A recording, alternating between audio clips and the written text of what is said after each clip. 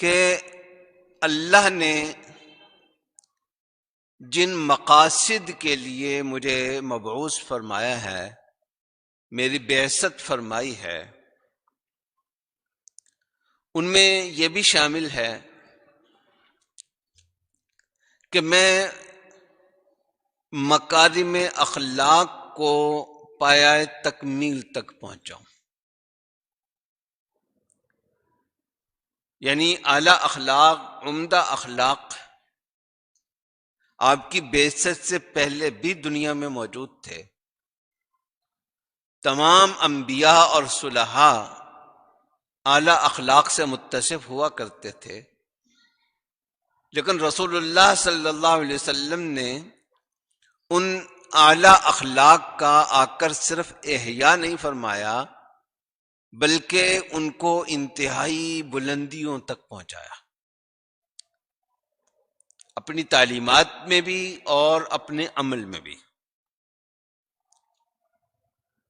اور فرمایا کہ میری بعثت کا ایک مقصد یہ بھی ہے کہ اچھے کاموں کو بھی میں پایۂ تکمیل تک پہنچا دوں۔ کام وہ ہوتا ہے جو کبھی کبھار کیا جاتا ہے، اور اخلاق وہ ہوتا ہے جو انسان کی زندگی کا جز بن جاتا ہے، انسان کے رویوں کا حصہ بن جاتا ہے۔ اخلاق کا تعلق انسان کے اندر کے ساتھ ہوتا ہے، اور افعال کا تعلق انسان کے باہر کا ساتھ ہوتا ہے۔ تو آپ نے فرمایا کہ انسان کا اندر سنوارنا، انسان کا باہر سنوارنا، یہ میری آمد کا ایک مقصد ہے۔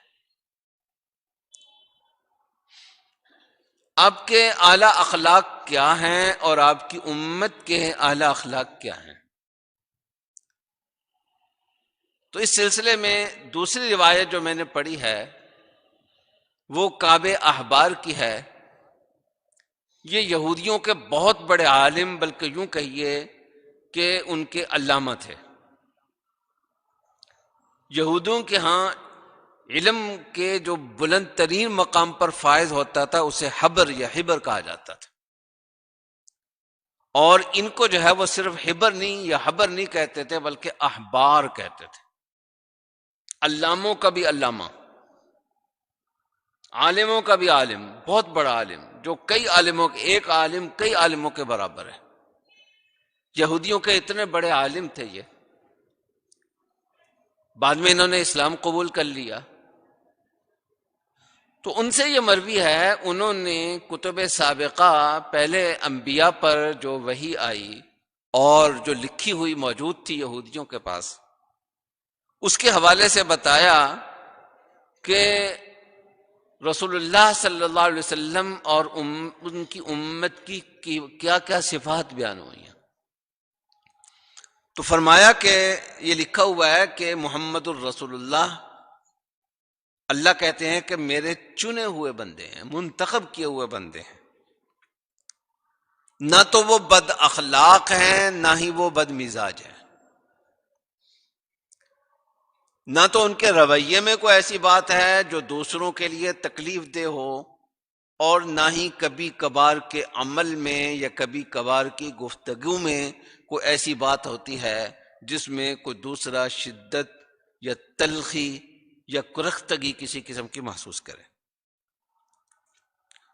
وہ بازاروں میں شور کرنے والے نہیں ہیں، یعنی انتہائی باوقار ہے، اور وہ برائی کا بدلہ برائی سے نہیں دیتے، بلکہ معاف کرتے ہیں اور درگزر سے کام لیتے ہیں۔ ان کی ولادت مکے میں ہوگی اور وہ ہجرت کر کے طیبہ میں یعنی مدینہ منورہ میں جائیں گے، اور ان کی امت کی بادشاہت شام کے علاقے میں ہوگی۔ اور آپ کی امت کی صفات بیان کرتے ہوئے یہ ذکر کیا کہ وَأُمَّتُهُ الْحَمَّادُونَ يَحْمَدُونَ اللَّهَ فِي السَّرَّاءِ وَالضَّرَّاءِ يَحْمَدُونَ اللَّهَ فِي كُلِّ مَنزِلَةٍ،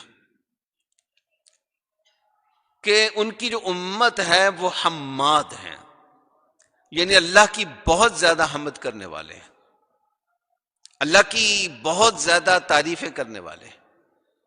ہمارے نبی صلی اللہ علیہ وسلم کا اسم گرامی محمد اور احمد صلی اللہ علیہ وسلم، اور آپ کو جو مقام اعلیٰ اعلیٰ ترین مقام ملے گا وہ مقام محمود ہے.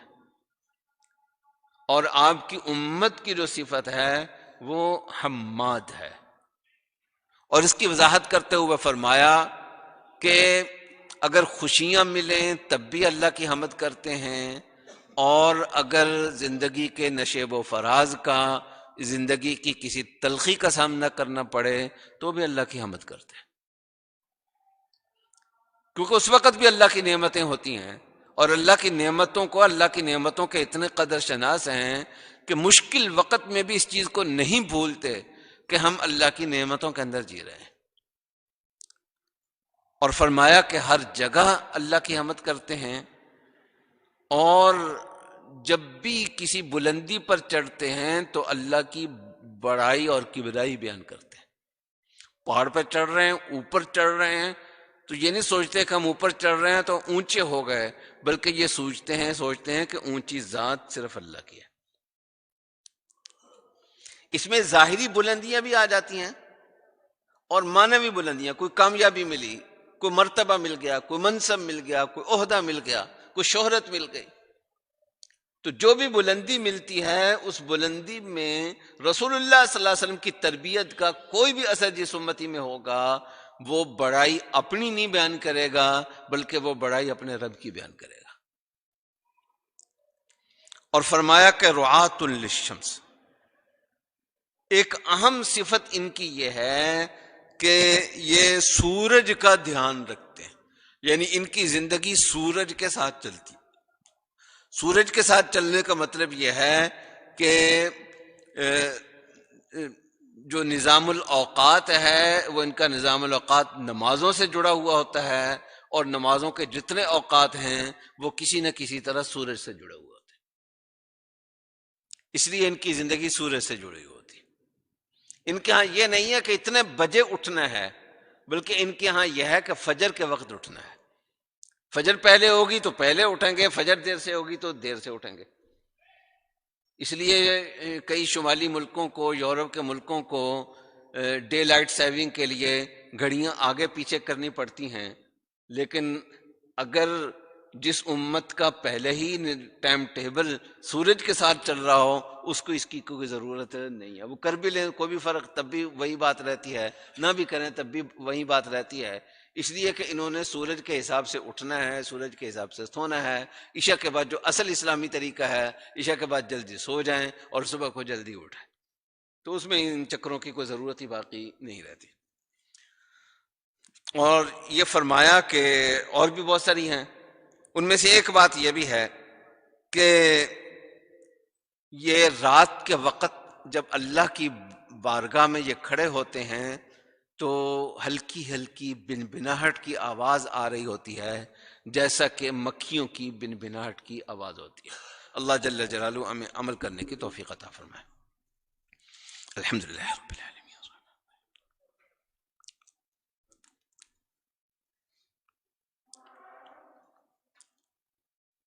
صلی اللہ تعالی علی خیر خلق محمد و آلہ و صحبہ اجمعین برحمتک.